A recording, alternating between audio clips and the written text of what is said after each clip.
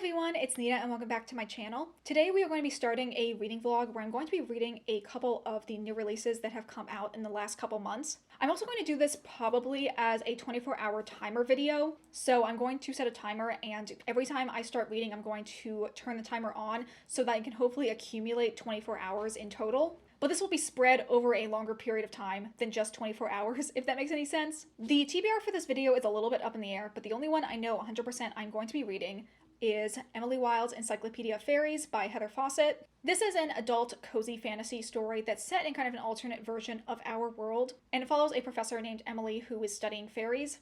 She travels to this fictional country in Scandinavia where she's hoping to study the hidden ones, which are a type of courtly fae.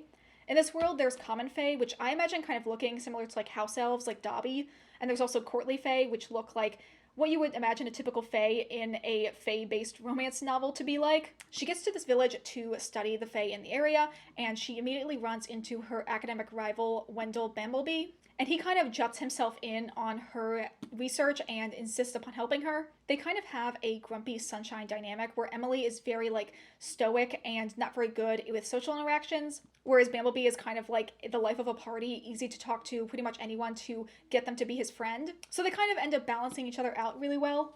This book is a new release from the middle of January. I wasn't expecting to get it so soon because my library said there was like a 30% wait on it, but then like 2 days after I put in a request, they said it was ready for me. So yes, I'm very excited to read this as soon as possible. I think we'll see what the progress goes on reading this book first, and then I will add some more books into the mix later on in this video. I hope you guys enjoy the rest of this vlog. So with that intro out of the way, let's get into the video.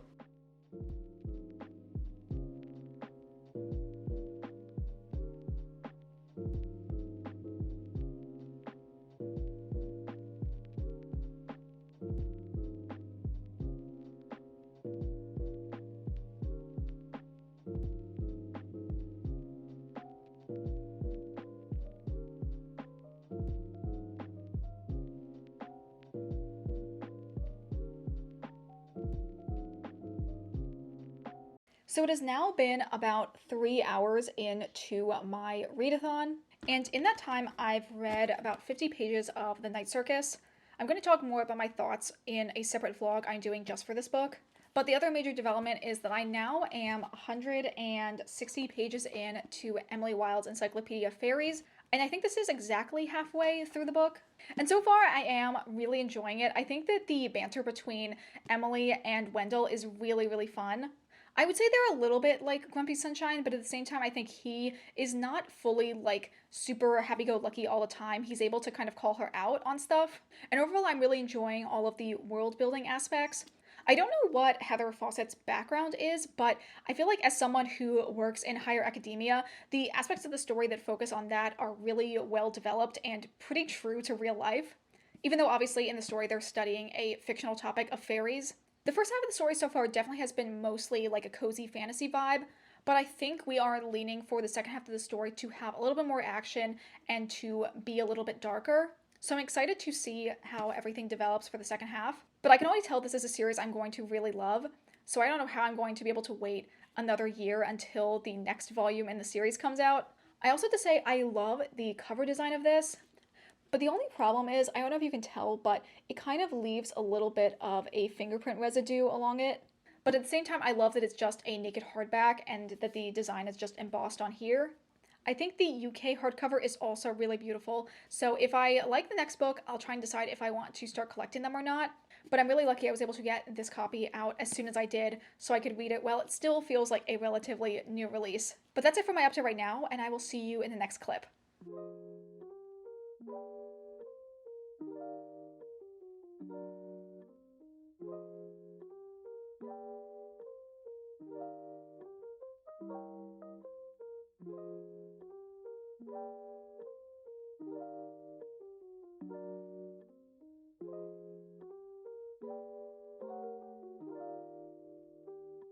So I've only read for another 25 minutes, but I now am on page 200 of this book, and I'm still loving it so much. This hasn't gone in the darker direction I thought it was going to, but I actually think I prefer that. It is fully giving the cozy fantasy vibe, because even though there has been violence and death, it's kind of been framed around being just like part of a whimsical adventure story. So it kind of has taken any of like the more suspenseful edge off of it.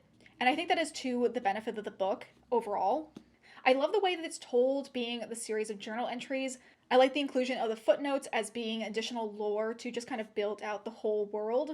And I really like the banter between the two main characters of Emily and Bambleby. Bambleby.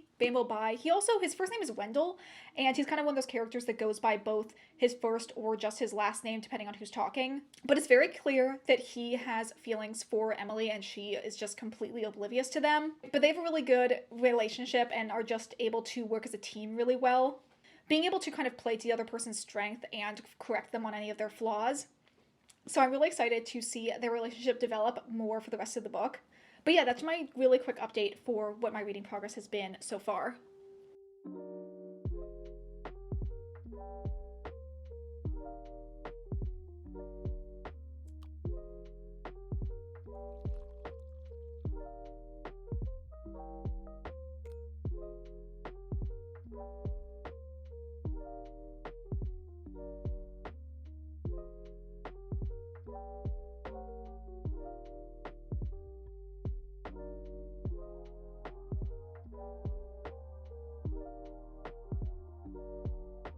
So we currently are at a little under 5 hours for the reading challenge.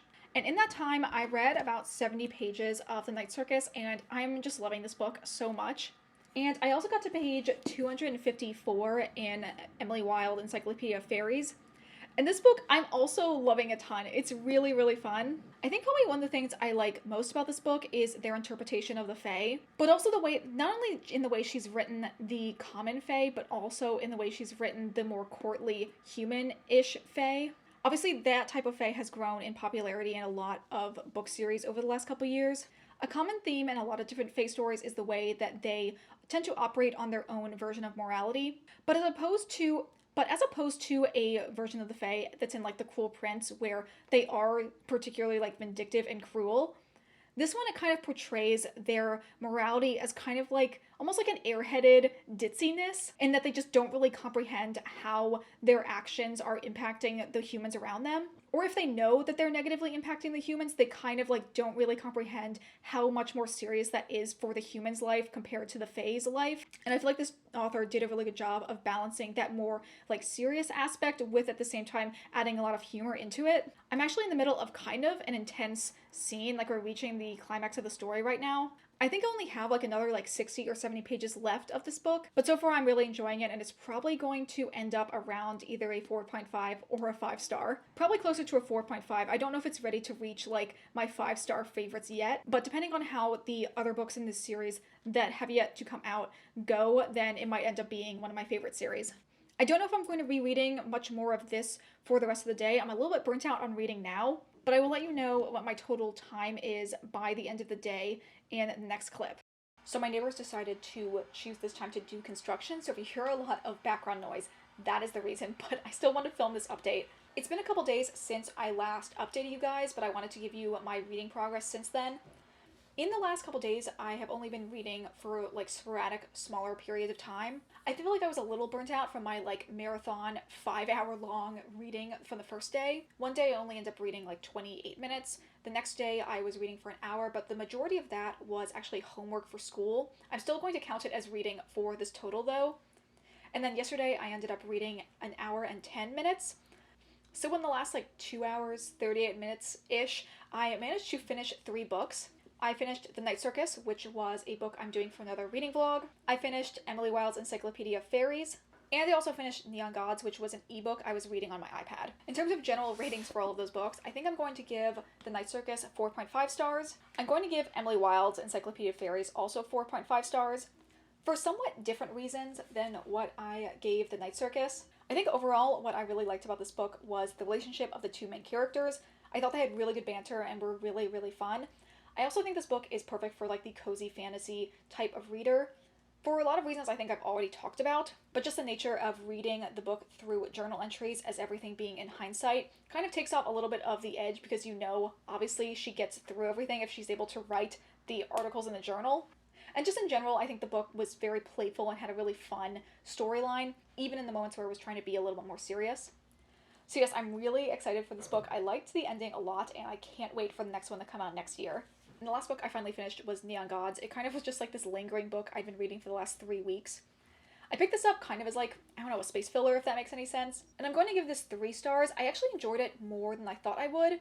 But at the same time, it wasn't anything particularly special. I think since reading It Happened One Summer, I wasn't super interested in reading traditional straight romances. And I feel like I had the same issues with this book as I did with that one as well. So I think they just might be general genre like issues that I don't really jive with.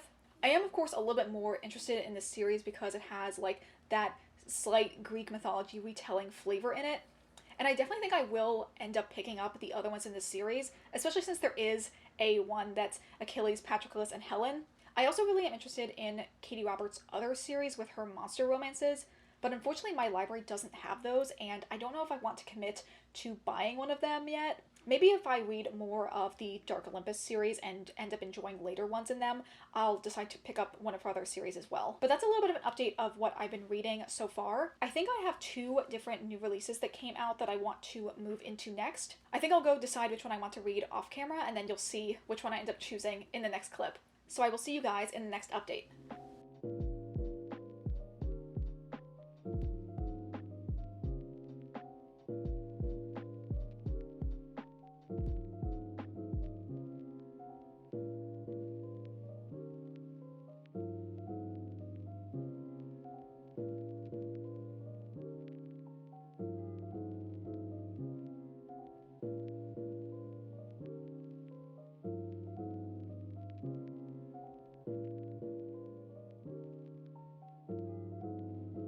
So it is currently an hour and 39 minutes that I have been reading for today. It doesn't seem like I've been reading for that long, but at the same time, I currently am at page 136 of The Mysteries of Thorn Manor, and Storygraph tells me that I'm about 73% of the way through.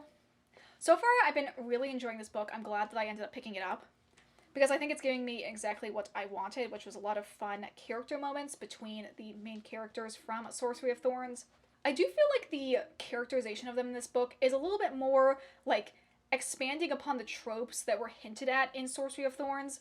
Like, Nathaniel was already kind of built up as being a character that had a lot of quirky one-liners, and in this one, he's very much true to form, making a lot of cute one-liners, which I'm not mad about because I love Nathaniel and I love his character so much. But I also think she's kind of playing into the desire to make Elizabeth more of like a female himbo type of character, where she's obsessed with weaponry and also eating a lot of food. Overall, I just am enjoying the relationship between the 2 characters. And this book is also giving us a lot of good character development for Silas. One thing I really love is that I feel like this book is kind of leading into a desire a lot of people had with Sorcery of Thorns in making Silas a secondary love interest, but it's kind of almost going onto like the why choose type of trope, creating a situation where there is a love triangle, but there isn't really any animosity between the love interests. And honestly, I think that more YA books should have this type of relationship. I think it's really cute, and I love it a lot. I want Elizabeth with Silas, and I want Elizabeth with Nathaniel, and I want Silas with Nathaniel. So honestly, just keep up the poly energy that's going on in this one. So yes, I'm really enjoying this book, and I probably will be able to finish it later today.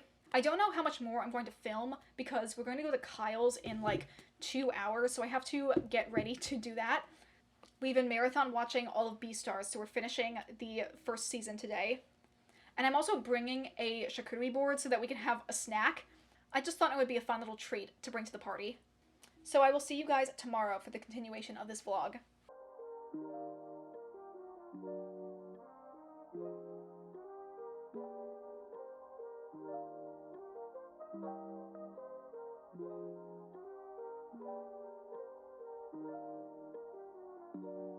Hi, so it's been a couple days later and I wanted to give you like a final total for all of the reading that I did. I guess technically I did fail this challenge because I never ended up hitting my full 24 hours for the timer. In the first 5 days I did the challenge, I ended up having a total of 8 hours and 6 minutes. And then I did another 5 days of the challenge, and my total for that was also 8 hours and 6 minutes. Weird that I got the exact same amount of total time, even though each individual day I was reading for a different amount of total time. It's a very kind of freaky coincidence that the exact total time for both days was the same, even though the individual times was obviously a little bit shifted even though the individual times for those days was different.